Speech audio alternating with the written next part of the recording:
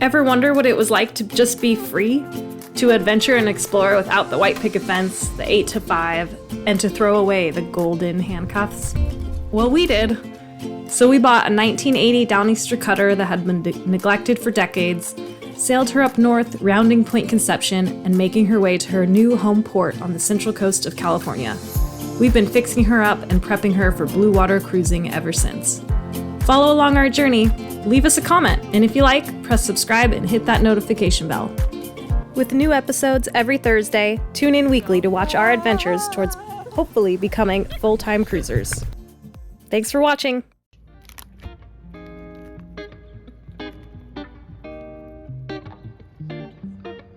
Screen is ready.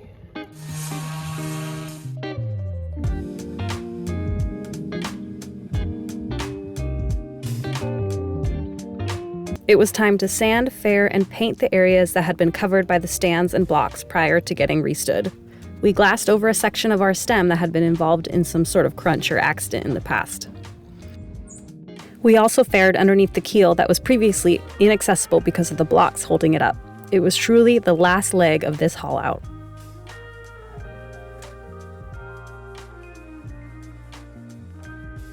We're gonna start dividing the gallon of barrier paint into 5 different Tupperwares. So we have even paint in each container. This is so that when we come to paint on our lunch breaks, we are ready as we can be. Then all we need to do is add the additive to the paint and paint it on. I'm sure they're real accurate. We all just had a great idea. I'm gonna go get the scale that I used for baking my sourdough, which I haven't done in months because you own a boat, you don't really have time to bake. And then we're gonna measure out each one, make sure it's even. It's so cool.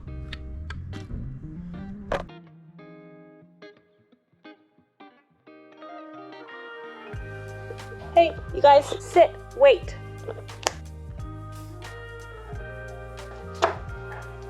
Hey, no, sit, good girls, wait.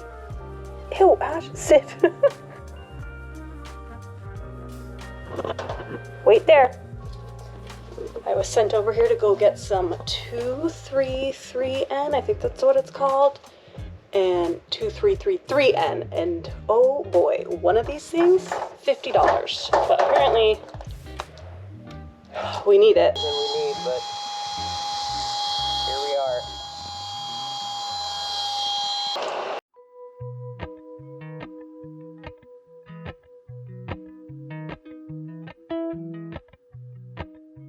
Finished our first coat of barrier out of 5, and then we have 3 more coats of bottom paint with 16 hours in between each bottom paint coat, which puts us at like over 3 days for just the bottom paint. It's like the start of the last leg of our haul out, I would say. Grant's somewhere else thinking about what comes next. I'm just trying to count the days and thinking about how it's going to rain for the next 2 days, which means no painting at all. Oh yeah, I forgot about that. So we're just taking a lunch break and enjoying a beer. Yeah, do you have any tips for the barrier? Tips? Grant, remember you were saying like the whole time we were painting, you were saying I wish we did. So 2-inch, you were saying? You want to probably, what would make the most sense is to leave a good 2-inch gap where there's no bottom paint over your fresh barrier, so that when you come back to do your barrier coat underneath the stands, you can overlap them without having to worry about getting it on top of your bottom paint.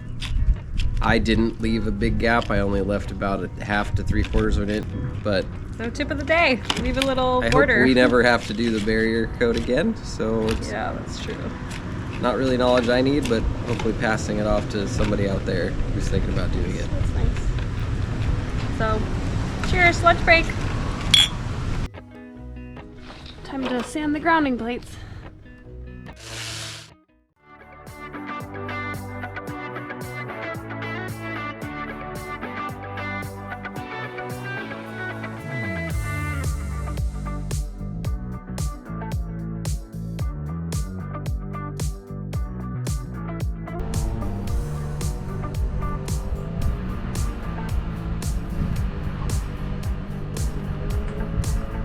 Push that into here, then hold it, and then I'll go inside and address.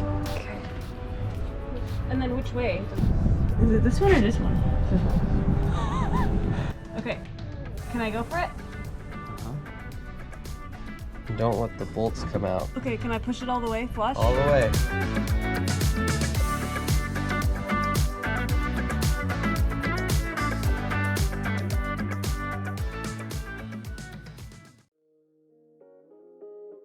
It's now time to bed the last through hole. It's above the water line, which is why we haven't done it yet. First, I'm going to take some acetone and clean these guys. They're new. Actually, this one is an old through hole we're just gonna reuse. It's bronze, and this one is new.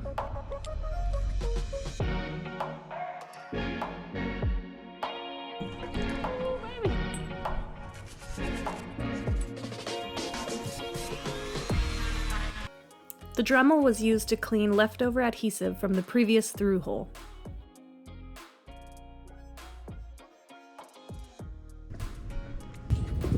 This is the last through hole that we need to bed. We just did the 2 grounding plates and the through hole that's further aft, and now it's onto this one. This is fabulous news. All the through holes are in. Woo! And this is how we celebrate.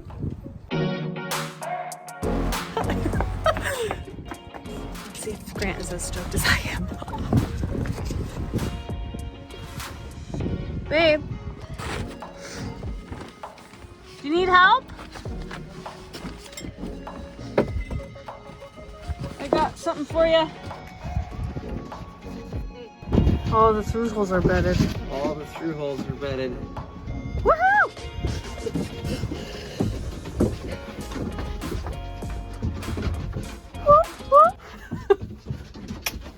We just got done talking about this nifty little tool. It is called a feeler gauge, and it's used to help align the engine.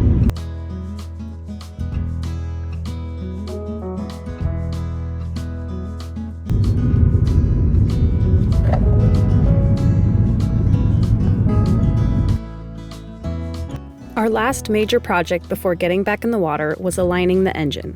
We had anticipated the lifting and lowering of the engine for weeks and prepared well for that part. But this part kind of crept up on us. No, we're still on it. It just needs to be lowered. We are on it? We're on it, just not How through. much thread do you have sticking out? None. We had no expectations for aligning the engine, mostly because we just didn't know what to expect since it wasn't aligned when we bought the boat, sailed it up north. We started aligning the engine days before our launch date, which was not the best timing on our part. I loosened the bolts Okay. on the aft port side. This engine mount, which is the port side aft, needs to go to starboard more. But what happened, because of our alignment, but what happened is, it's hard to tell, but the hole where the bolt was is all the way over to port, meaning that where the original bolt was would not allow for this engine mount to go any further starboard, which is the direction I'm pointing here. So I'm going to take the right angle drill and drill bit, and we're going to drill another hole so we can have more room to slide starboard.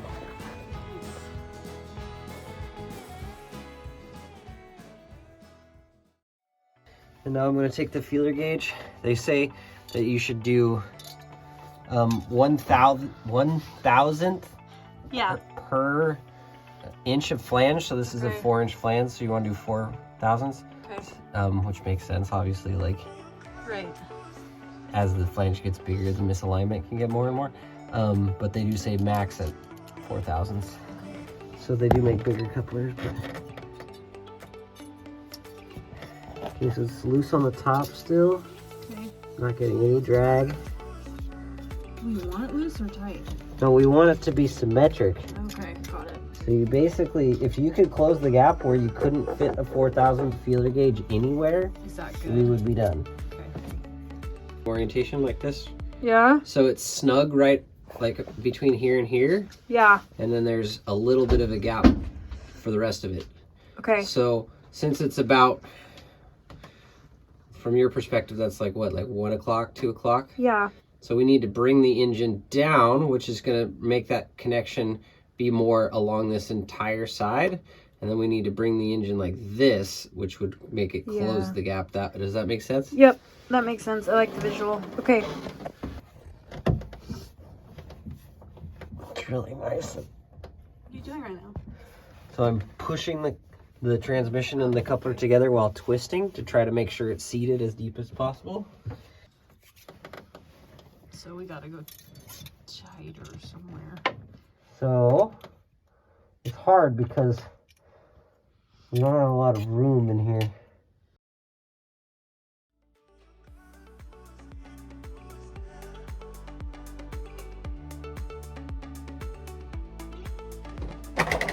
It's 40 degrees out, still nighttime. And we are still trying to align the engine. But we're getting close.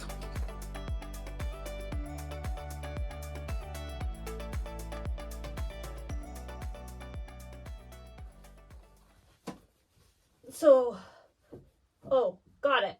I just unloosened the coupler. It's uncoupled from the transmission. Yes, correct. So now push them back together Oh, okay. and twist it so that it's tight. Like try to like you're driving them together as hard as you can. Okay, they both just moved at the same time. The transmission. Now the coupler is just twisting. Isn't the transmission in gear? It's I just... don't believe that you could turn this. I did. I swear I did. No. You can move the coupler. I know I don't turned think this you can part. Turn the transmission very far. It's in gear. Yeah, it turned like a 16th of an inch. Oh. Look, I just turned it. See that? Yeah, okay, but that's fine. But twist it like you're grinding the two surfaces together. Twist it. Okay. And that? push towards me as hard as you can. So really try to seat them together. Okay, now it just got looser for some reason. Okay, so now feel with the feeler gauge. And it's hard because the transmission isn't a solid round. It's like it's two-piece. Join us next week to see if we actually align the engine and make it back in the water. Thanks for watching. Whatever. The menus by the puppies.